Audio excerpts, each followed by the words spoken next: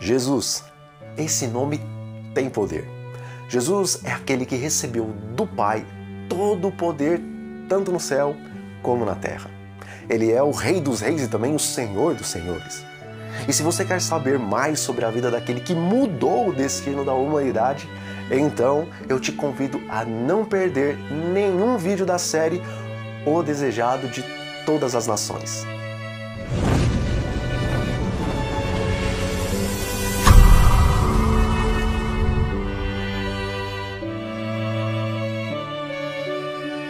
E ele será chamado pelo nome de Emanuel, que quer dizer Deus conosco. Mateus 1, versículo 23. Bom, o brilho do conhecimento da glória de Deus revela-se na face de Jesus Cristo, amigos. Desde os dias da eternidade, o Senhor Jesus Cristo era um com o Pai.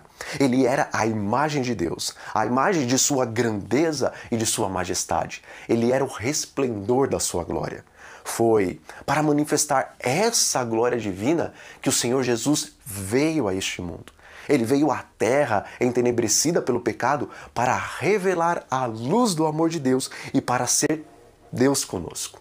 Portanto, a seu respeito foi então profetizado: será o seu nome Emanuel. Isaías capítulo 7, versículo 14. Vindo habitar conosco, Jesus devia então revelar o caráter de Deus tanto aos homens como aos anjos. Ele era a palavra de Deus, o pensamento de Deus tornado audível a todos.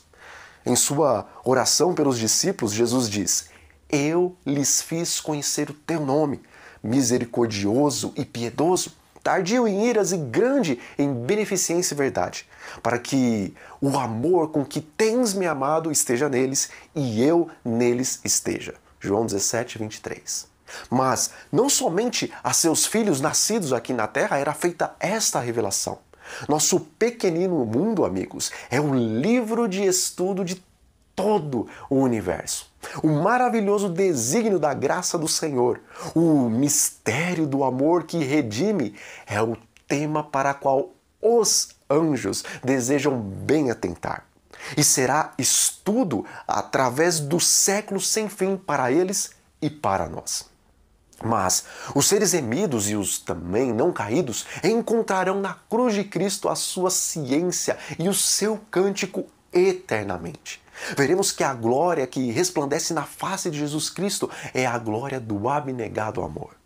À luz do Calvário se patenteará que a lei do amor que renuncia é a lei da vida para a terra e também para o céu.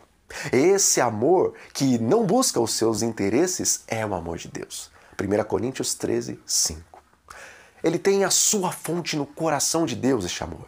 E veremos que no manso e humilde Jesus se manifesta então o caráter daquele que habita na luz inacessível ao homem, Deus.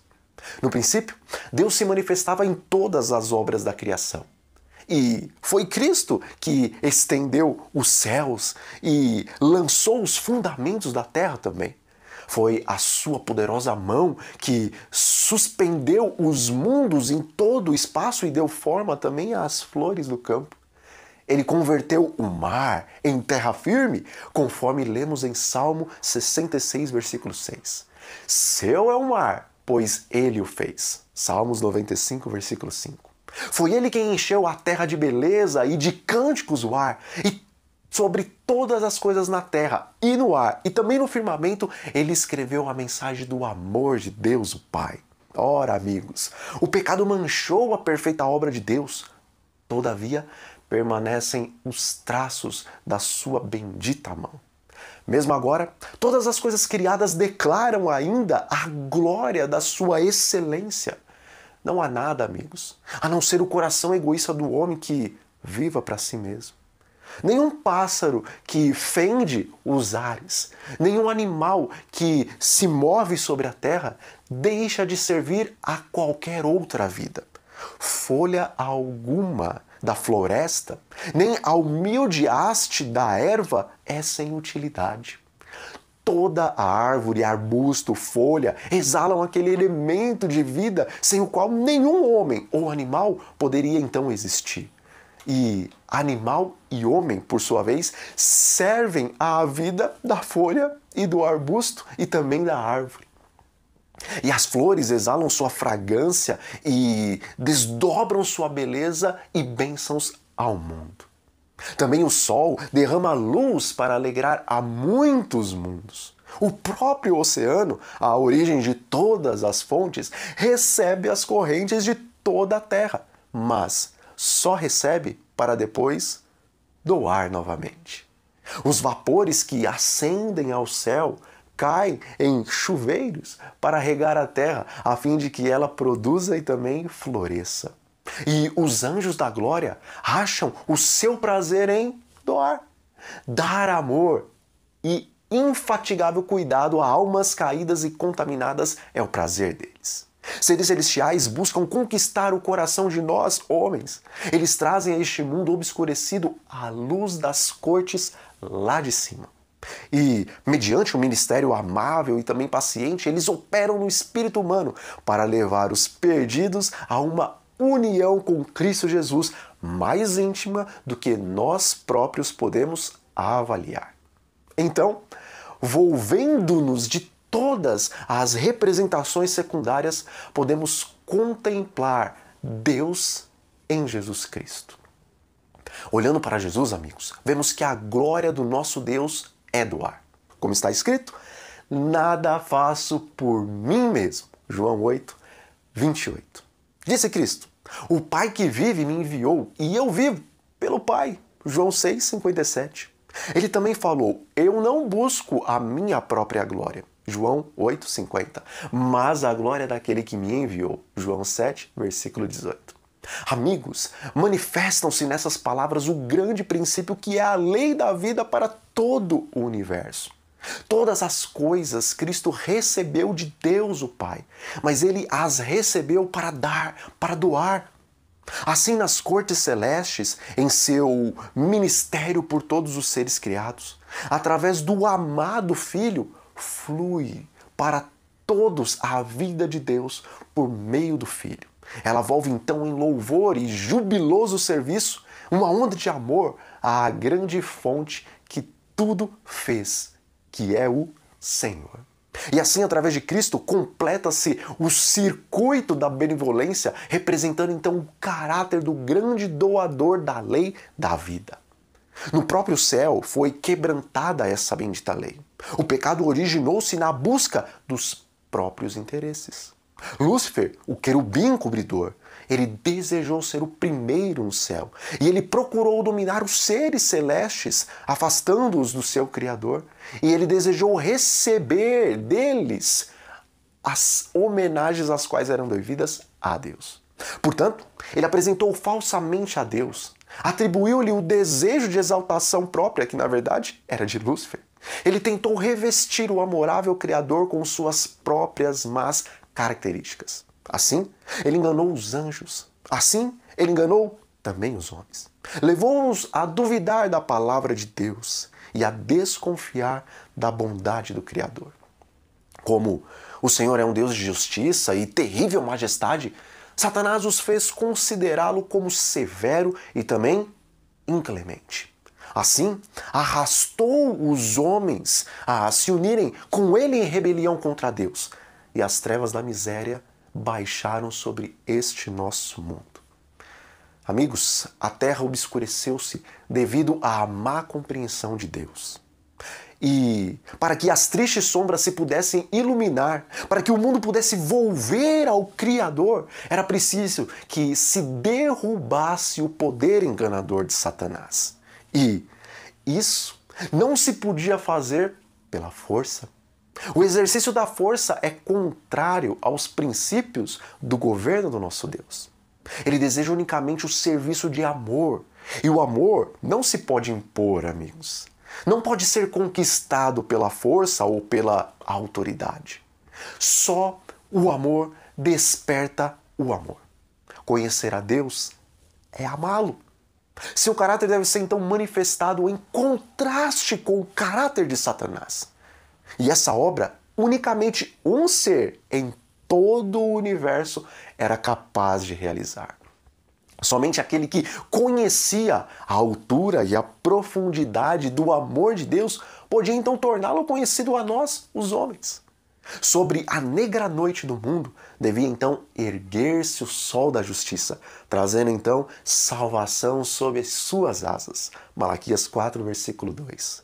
Bom, o plano da nossa redenção não foi um pensamento posterior, formulado aí depois da queda de Adão. Não. Ele foi a revelação do mistério que desde os tempos eternos esteve oculto, conforme nós lemos em Romanos, no capítulo 16, versículo 25. Foi um desdobramento dos princípios que tem sido desde os séculos da eternidade o fundamento do trono do nosso Deus. Amigos, desde o princípio, Deus e Cristo sabiam da apostasia de Satanás e também da queda de nós, dos homens, mediante o poder enganador daquele anjo apóstata. Deus, ele não ordenou a existência do pecado, amigos, mas ele previu-a e tomou então providências para enfrentar essa terrível emergência. E tão grande era o seu amor pelo mundo que ele concordou em entregar o seu Filho unigênito para que todo aquele que nele crer não pereça, mas tenha a vida eterna. João 3,16. Lúcifer disse: subirei ao céu, acima das estrelas de Deus exaltarei o meu trono e serei semelhante ao Altíssimo.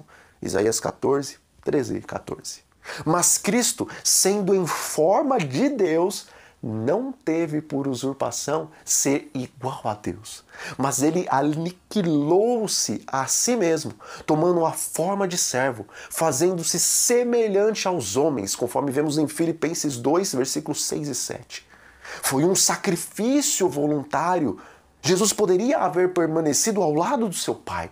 Ele poderia haver retido para ele a glória do céu e também as homenagens dos anjos. Mas ele preferiu, amigos, entregar o cetro nas mãos de seu Pai e descer do trono do universo, a fim de trazer luz aos entenebrecidos e vida aos que estavam quase a perecer. Cerca de 2 anos atrás, ouviu-se no céu uma voz de misteriosa significação saída então do trono de Deus, dizendo: eis, aqui vem. Sacrifício e oferta não quiseste, mas corpo me preparaste. Eis aqui, venho. No rolo do livro está escrito de mim, para fazer, ó Deus, a tua vontade. Hebreus 10, 5 a 7. Nessas palavras, amigos, anuncia-se o cumprimento então do desígnio que esteve oculto desde os tempos eternos. Cristo estava prestes a visitar o nosso mundo e a encarnar. Diz ele: corpo me preparaste. Houvesse Jesus aparecido então com a glória que ele possuía com o Pai antes que o mundo existisse, e não teríamos podido resistir à luz da sua gloriosa presença. Mas, para que pudéssemos contemplá-lo e não sermos destruídos, a manifestação da sua glória teve que ser velada. A sua divindade teve que ocultar-se na humanidade. A glória invisível se escondeu na forma humana. Esse grande desígnio havia sido então representado em tipos e em símbolos. Veja que a sarça ardente em que Cristo apareceu a Moisés revelava a Deus. O símbolo escolhido para a representação da divindade foi um humilde arbusto que aparentemente não tinha nenhuma atração. Abrigou então ele, o infinito. O Deus todo misericordioso revelou a sua glória num símbolo por demais humilde, para que Moisés então pudesse olhar para ela e viver. Assim também na coluna de nuvem de dia e na coluna de fogo à noite, Deus se comunicava com Israel, revelando aos homens sua vontade e proporcionando-lhes a sua graça. A glória de Deus era restringida dessa forma, amigos. E sua majestade então era velada, para que a fraca visão de homens finitos a pudessem contemplar. Da mesma maneira, Cristo devia vir no corpo abatido, conforme está em Filipenses 3:21. Ele devia vir semelhante a nós, os homens. Aos olhos do mundo, ele não possuía beleza para que o desejássemos. E não obstante, ele era o encarnado Deus, era a luz do céu aqui na terra. Sua glória estava então encoberta, sua grandeza e majestade estavam ocultas para que pudesse atrair a si os tentados e os sofredores. Bom, Deus ordenou a Moisés acerca de Israel: e me farão um santuário, e habitarei no meio deles. Êxodo 25, 8. E ele habitou no santuário, no meio do seu povo, Israel. Durante toda a fatigante peregrinação deles no deserto, o símbolo da sua presença sempre os acompanhou. Assim, Cristo estabeleceu o seu tabernáculo no meio do nosso acampamento humano, amigos. Ele estendeu sua tenda ao lado da tenda dos homens para que pudesse então viver entre nós e tornar-nos familiares com o seu caráter e vida divinos. O Verbo então se fez carne e habitou entre nós, e vimos a sua glória, como a glória do unigênito do Pai, cheio de graça e de verdade. João 1,14. Amigos, desde que Cristo veio habitar entre nós, sabemos que Deus está relacionado com as nossas provações e também se compadece das nossas dores. Todo o filho e filha de Adão pode então compreender que nosso Criador é o amigo dos pecadores. Pois em toda doutrina de graça, toda promessa de alegria, todo ato de amor, toda atração divina apresentada na vida do Salvador aqui na terra, vemos Deus conosco, conforme está em Mateus 1,23.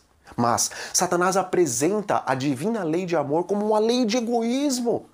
Ele declara que nos é impossível obedecer aos preceitos da lei. A queda dos nossos primeiros pais, com toda a miséria resultante, Satanás atribui ao nosso Criador, levando nós, homens, a olharmos a Deus como o autor do próprio pecado e também do sofrimento e da morte. E não é assim. Mas Jesus, ele devia patentear este engano de Satanás.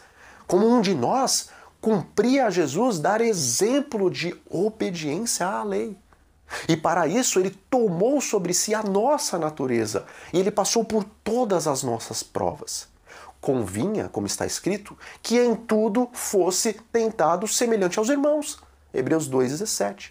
Se tivéssemos de sofrer, amigos, qualquer coisa que Cristo não houvesse suportado, então Satanás havia de apresentar o poder de Deus como sendo insuficiente para nós. Portanto, Jesus, como nós, em tudo foi tentado. Hebreus 4,15. Ele sofreu toda a provação que estamos sujeitos a sofrer.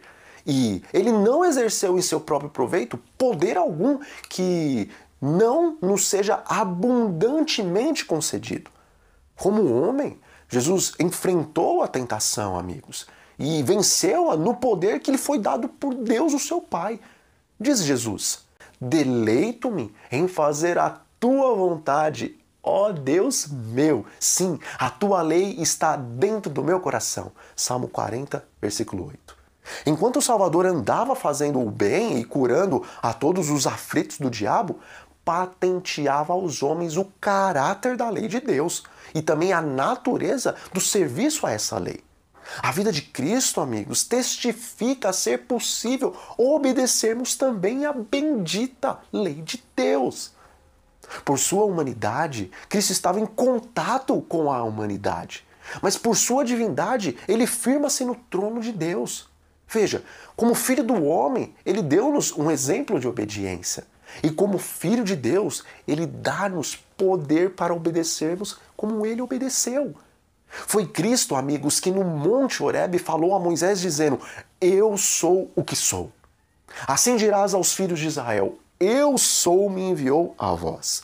Êxodo 31:14. Foi esse o penhor da libertação de Israel. E assim, quando ele veio semelhante aos homens, declarou Jesus ser o eu sou. O infante de Belém, o manso e humilde Salvador, é Deus manifestado em carne, conforme está escrito em 1 Timóteo 3,16. A nós, ele nos diz: eu sou o bom pastor. João 10:11. Eu sou o pão da vida, João 5:51. Eu sou o caminho, a verdade e a vida, João 14, versículo 6. É-me dado todo o poder no céu e também na terra, Mateus 28:18. Eu sou, diz Cristo, a certeza da promessa. Eu sou. Não temam. A verdade é que Deus conosco é a certeza da nossa libertação do pecado. É então a segurança de nosso poder para obedecer à divina lei. Baixando Jesus à terra para tomar sobre si a humanidade, ele revelou um caráter exatamente oposto ao caráter de Satanás. Mas ele desceu, porém, ainda mais baixo nessa escala da humilhação. Achado na forma de homem, humilhou-se a si mesmo, sendo obediente até a morte e morte de cruz. Filipenses 2:8. Como o sumo sacerdote colocava de parte suas suntuosas vestes pontificais e oficiava no vestuário de linho branco do sacerdote comum, assim também Cristo tomou a forma de servo e ofereceu sacrifício, sendo ele mesmo o sacerdote e também a vítima sacrificial. E ele foi ferido pelas nossas transgressões e também moído pelas nossas iniquidades. O castigo que nos traz a paz estava sobre Jesus, amigos. Está em Isaías 53, versículo 5. Cristo foi tratado como nós merecíamos ser tratados, para que então pudéssemos receber o tratamento que ele tinha direito. Ele foi condenado pelos nossos pecados, nos quais não tinha participação alguma, para que fôssemos então justificados por sua justiça, na qual não tínhamos e nem temos participação alguma. Ele sofreu a morte que cabia a nós, para que nós recebêssemos a vida que a ele pertencia. Como está escrito, pelas suas pisaduras fomos sarados. Isaías 53, 5. Bom, por sua vida e por sua morte, Cristo operou ainda mais do que a ressurreição e restauração da ruína do homem no pecado. Era o intuito de Satanás causar entre o homem e Deus uma eterna separação. Em Cristo, porém, chegamos a ficar em mais íntima união com o Pai do que nunca houvéssemos pecado.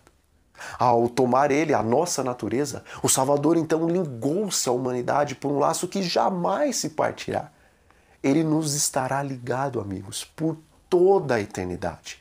Pois Deus amou o mundo de tal maneira que ele deu o seu Filho unigênito à humanidade. Ele não o deu somente para levar os nossos pecados e para morrer em sacrifício naquela cruz, mas deu à raça caída para nos assegurar esse seu imutável conselho de paz. Deus entregou o seu Filho unigênito, a fim de que tornasse membro da família humana, retendo para sempre a nossa natureza humana. É esse o penhor que Deus cumprirá a sua palavra. Como foi dito, um menino nos nasceu, um filho se nos deu, e o principado está sobre os seus ombros. Isaías 9, versículo 6. Deus adotou a natureza humana na pessoa de seu Filho Jesus Cristo, levando a mesma natureza mais alto no céu.